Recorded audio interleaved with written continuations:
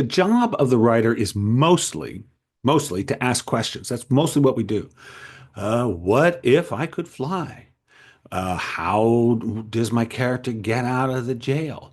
What was it like when I was 15 and going to track practice? What was it really like? We ask questions all the time and something answers. Our imagination answers, and our imagination will answer any question. And of course, the job of the writer is to ask the question and then wait for the answer to come and accept whatever that answer is. We have to be open to whatever comes.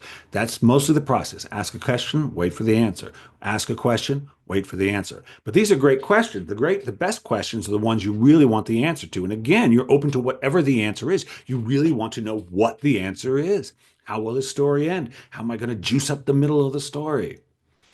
You're always asking questions to which you want the answer. However, you want to be careful as you work with your imagination and the questions you ask, not to ask questions to which you don't want the answer, or more specifically, that you only want one answer to. For instance, what if I don't have what it takes? I wrote a book called Everyone Has What It Takes because a lot of people, I hear writers, and I guess I ask this question a bit myself, but I hear writers ask, what if I don't have what it takes? That's a question. Now, of course, we only want one answer, mostly, when we ask that question. We're not asking it seriously. I wonder if I'm really good enough. I want to find out. Whether I am or not doesn't matter. It does matter.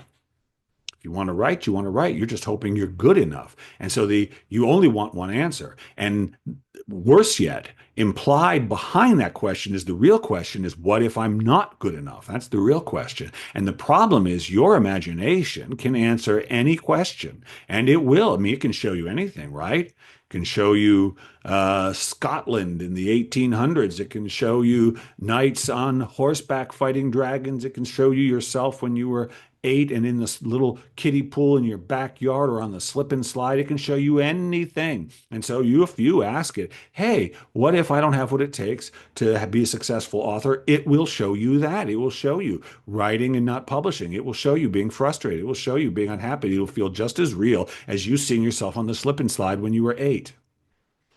That's the way the imagination and questions work. Your imagination answers everything. It's not discriminating. So don't ask questions. That's just doubt. That's just you doubting.